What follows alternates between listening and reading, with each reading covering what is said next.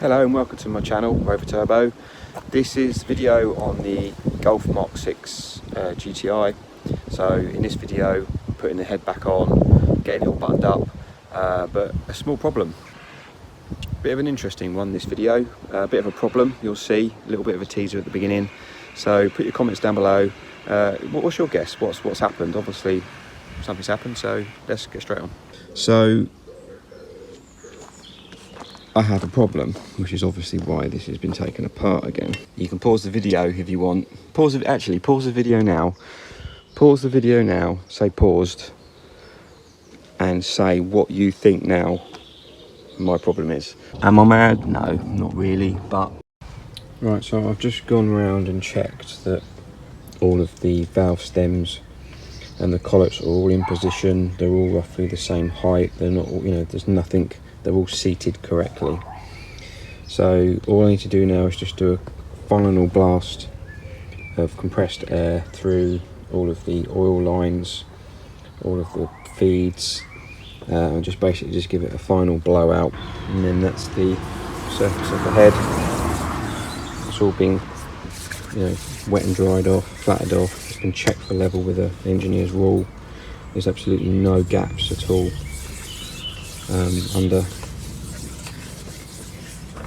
diagonally and across. I've got the new valve to put in there. So yeah, just needs a quick clean off, and then obviously this can then start to be reassembled. To be fair, apart from that, this can go back on. It can go back onto the engine. It's ready to go on, but obviously I've got to put all the hydraulic lifters back in and everything else. So I'll do all that. Actually, I might do it when it's in. Don't know. I haven't decided yet. Took the turbo off. I just wanted to check that everything was okay with it. Cleaned up the mating surfaces, and it's a Turbo Technics. Turbo Technics turbo, so it's supposed to be a hybrid turbo, so I don't know what's hybrid about it, but I'll probably look up those numbers and see whether I can find anything about it. So I've given the head a bit of a clean. I've just got to go over it again quickly, blow out any dust and detritus that might have been gathered over it, give that a clean, and then I can put the turbo back in, start bolting stuff up. Yes, that's it. I'll get that turbo in, and then once that's in, then we can then think about placing the head back down, and then torque it down, and then obviously we can start looking at the chains. Need to get the sump off, drain the oil out, take the sump off to do the pump chain. Right, so the turbo's back into place, and I've gone over the head again, cleaned it up, cleaned the top of the piston, as you can see, cleaned down all the bores. I've cleaned down, sprayed brake clean down all of the bolt holes, blown it out with compressed air, and I've brake cleaned all the way around. The pistons, got air in here, make sure all the crap's come out from around there, and I've sprayed some lubricating oil, WD-40, that kind of stuff, and sprayed it inside the bores and just turned the engine over just so there's a lubrication, so it's not just dry. It's a top dead centre, so that's pretty much where I need to be with the timing. So I'm going to put the head gasket on, and then I'm going to lift the head on, and then obviously going to look into what bolts I need, because I've got 2 sets of bolts, and then obviously get it torqued down. Alright, so there you go, new head gasket's on. I'm going to take the oil filter off just so I haven't got to lift it. I only put that back on, I'm changing that just so crap and stuff didn't get inside the engine. That's just hand tight, so I'll take that off. And then obviously I'll lift, I'll try and set up the tripod, and you can see me fuck it up. I mean, you can see me do it, and hopefully it will just pop on. Obviously we've got the dowels here and here which are built in, so it should be relatively easy to position it in place. Ideally I'd need a couple of old head bolts. I have got old head, but I can't be bothered with all that, because make dowels out of the head bolts, it will just slide on much easier. I could do that, couldn't I? No, I won't do that. So I'm just going to make myself a cup of tea, and then I'm going to check the underside of the head, make sure that's all clean, and then put the head on. Right, so I'm all set up to go. The head's just over there, you can't see it. So I'm going to attempt to lift this on. Hopefully it will slot on without too much of an issue. Right, let's go.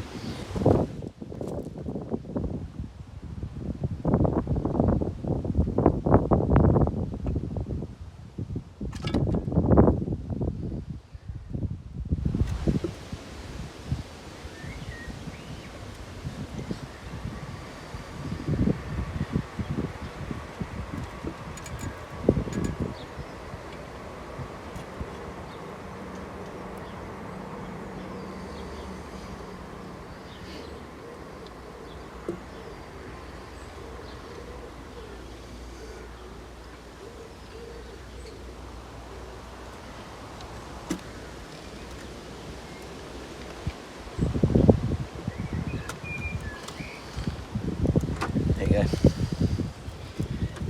A bit of titivation. Right, so these are the two head bolts. These two boxes. So these ones here, which came in this box. So I'm guessing actually that's not the right code, engine code. Anyway, that's irrelevant. So this is the bolt, and as you can see, apart from not having the shank there, they've got different fittings, and they're slightly longer, or slightly shorter, I should say. The replacement bolts. So they're not those. So these are the new ones, and this is the old one. So as you can see, it's the same shank, same length. Okay, so I was just checking that. So this is a special sort of Audi tool because it's got different. So I thought when you look in those, they look, one on the right looks bigger, but it's not. They're exactly the same size. So these ones here are the correct ones. So they're the ones I'm going to be using. So I've got all the bolts sorted out. I've sprayed a bit of lubricating WD-40, that kind of similar, light machine oil, over all of the bolt threads and also the underneaths of the bolt head. So I'm going to start putting those all in, put them in loosely, hand tight, and then I'm going to go and get the torque specs and I'm going to start torquing these up.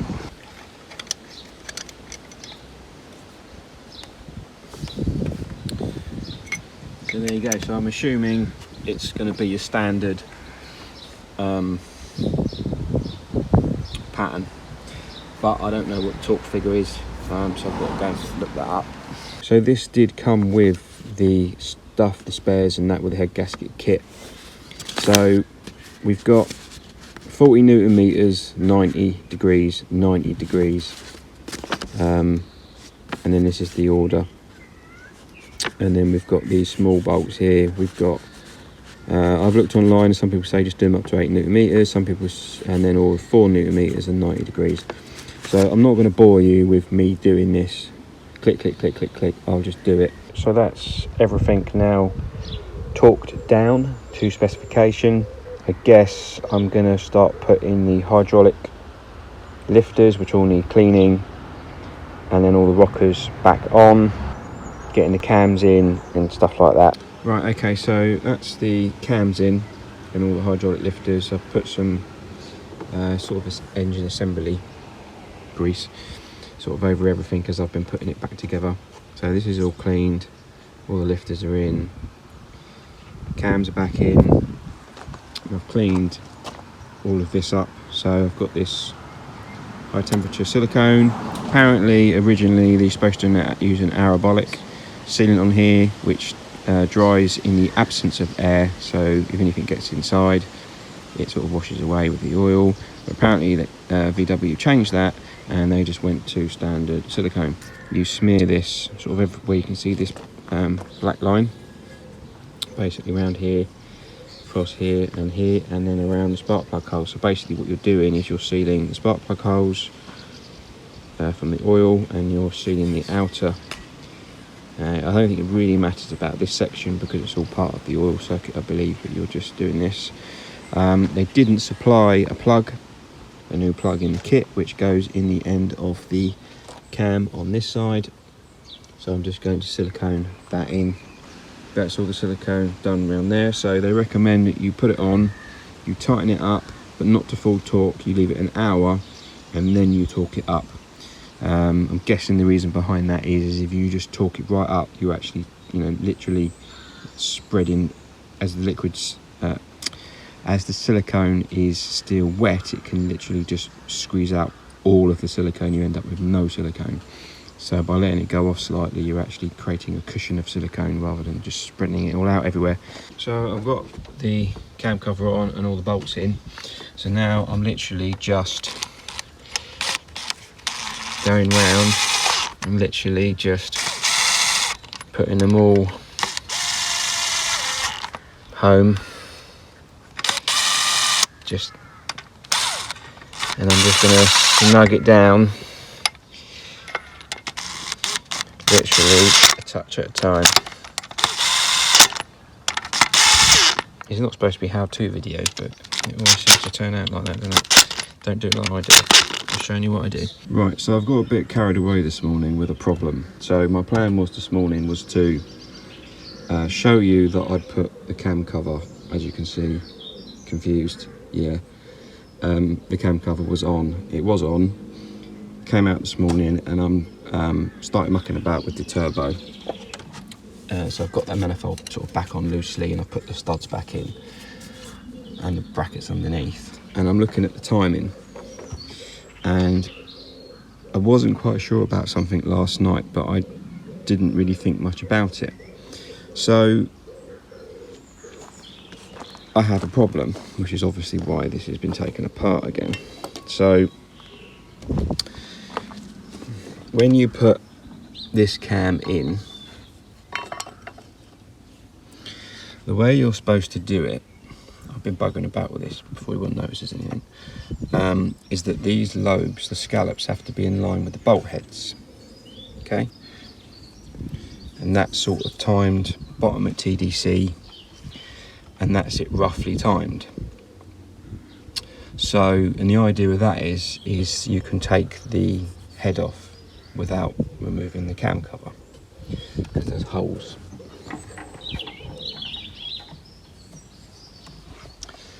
So I'm looking at this morning, I'm just thinking something isn't right. I don't quite understand the timing marks, because I believe this is one timing mark here, and that's about where it needs to be. They sort of need to be pointing upwards. So obviously the scallops in line, a timing mark pointing upwards. Now you have to remember that this was the cam that took the hit. You can pause the video if you want. Pause the video now. Pause the video now, say paused, and say what you think now my problem is, because there's something not right with this, which is why I've taken it apart, and I've now figured out what it is. So let's just see at this point, pause it, put the time, and have your guess what's happened. But when I took it off, I checked that all the lobes are all sort of pointing roughly in the same direction. And I did speak to a few people about this, and how they're not common for doing that. So anyway, stop blabbering on, Paul. Right, so the timing mark is here. So I'm thinking, okay, but with it at TDC, if you try and turn this and put the timing marks roughly in the upward position, the valve's hit. And this scallop is in the wrong position, and it starts to open number one exhaust valve. So I'm thinking, that's not right, that can't be right. I phoned a few people and I don't know. What's happened, this sprocket here is just interference fit onto the cam. So I'm assuming from some pictures and stuff I've looked at and a new cam, that this slot in the camshaft here is supposed to line up with this slot. So this sprocket has moved. it's spun, so the chain might not have jumped at all. So this cam is buggered. That's it. I mean, I'm not taking that off. I've tried to knock it off just to see if it would move, and it is moving, but I'm not going to waste my time taking this off. And even if I did, I wasn't going to put it back on again because I want it to be absolutely bang on. The only way you can do that is to replace it. So yeah, we've gone a few steps back, unfortunately. Am I mad? No, not really, but this kind of shit happens, doesn't it? I've got loads of stuff I can be doing: exhaust manifold, the turbo, that can be put back together, the inlet can go back on, I can do the balancing chains, and I've now got to make a decision whether I purchase a new cam or a second hand one.